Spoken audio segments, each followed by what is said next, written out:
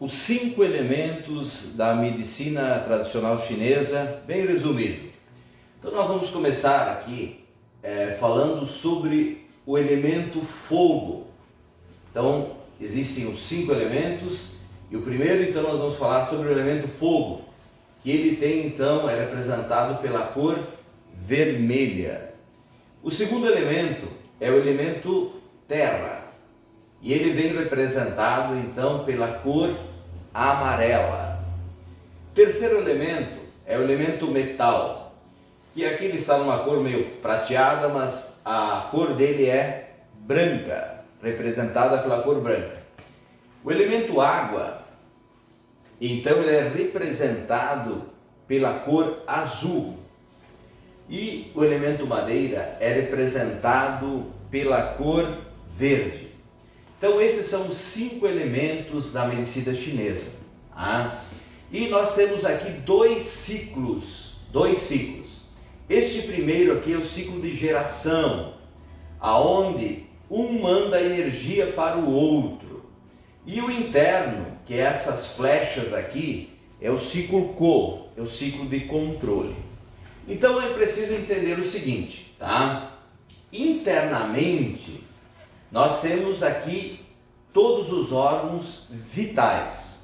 Então, os órgãos internos. Então, aqui são os órgãos yin e por fora são os órgãos yang, ou as vísceras, também chamadas de okas. Tá? Então, por exemplo, aqui no ciclo Shen, o coração é a mãe do baço pâncreas. Já o baço pâncreas é a mãe do pulmão. O pulmão é a mãe do rim. O rim é a mãe do fígado. Ou seja, o fígado é a mãe do coração. O coração ele envia energia para o pâncreas, ele alimenta o pâncreas alimenta os pulmões alimentam os rins, e os rins alimentam o fígado, e o fígado alimenta o coração. Este é o ciclo. Para não haver exagero, existe o ciclo de controle. Então veja bem, se o coração é a mãe do pâncreas, o rim vai ser o quê? Vai ser a avó do coração. Então a avó ela sempre entra para colocar equilíbrio, para fazer o quê? Que não haja desorganização. Então, se o coração manda energia para o pâncreas, isso é muito importante, ou seja, a mãe manda para o filho, mas ela não pode mandar demais, porque senão vai atrapalhar. Tudo tem que estar no equilíbrio. Por isso que entra em ação quem? Os rins. Os rins, o elemento água, apagam o fogo, controlam o fogo e impede que a mãe mande excesso de energia. Pegando a mesma coisa aqui, o elemento terra, o baço pâncreas, é o que? A avó do rim. Então, se o elemento água ele começa a transbordar, quem vai dar o limite é a terra. A terra limita o mar, impede que o mar vá adiante.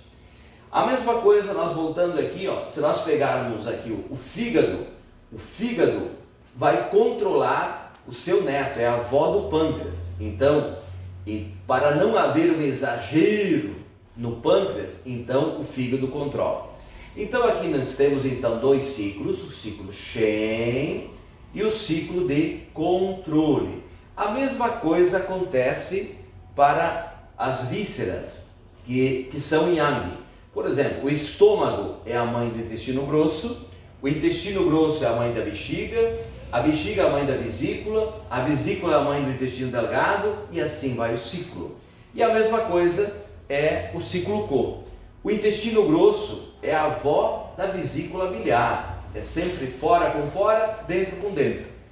E com isso nós estamos aí entendendo a medicina chinesa.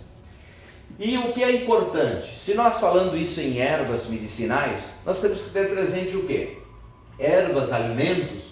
Quanto mais o nosso prato for colorido, melhor será a nossa alimentação. Por quê? Aqui nós estaremos alimentando todos esses órgãos. Por quê? No elemento terra está contido 2 órgãos. o pâncreas, que é yin, e o estômago, que é fora, yang. No elemento metal estão incutidos dois órgãos também, os pulmões, que são yin, e por fora o intestino grosso, que são yang. Então todos os alimentos brancos irão fortalecer estes órgãos.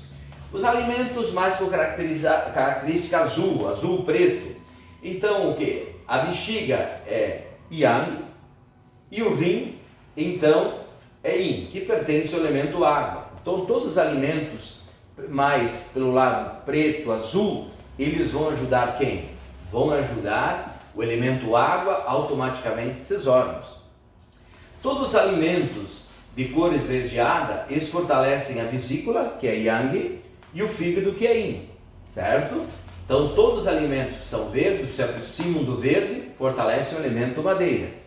E todos os alimentos que são vermelhos, tá? Eles fortalecem o elemento fogo, de modo especial, dando energia para o coração, para o intestino delgado. Então isso é muito importante para o equilíbrio, para nós termos uma boa qualidade de vida. O que é importante, nós sabemos também, que dentro da fitoterapia, nós temos que ver aqui, um manda energia para o outro, até aí está tudo bem, um controla o outro, perfeito.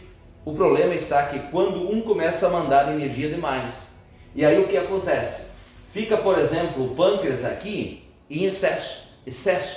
Se ele está em excesso, ele está em desequilíbrio. Se ele está em desequilíbrio, ele está doente, mesmo que a pessoa ainda não sinta as consequências. Através da neuroenergética, a gente busca se de fato está em desequilíbrio, se ele está em excesso, cheio ou vazio, que também é um problema. Qual é o problema? Se ele está muito cheio, vamos comparar uma caixa d'água, ela está transbordando, isso é um problema. Está dando muita pressão, está saindo, e se tem excesso, está faltando em alguém. Mas o contrário também é tão prejudicial. É quando o baço pâncreas, por exemplo, ele está debilitado, ou seja, a caixa d'água está praticamente vazia. Novamente o mesmo raciocínio. Se a caixa d'água está vazia, alguém está transbordando. Ou seja, para haver um equilíbrio, todos têm que estar mandando energia e um controlando o outro.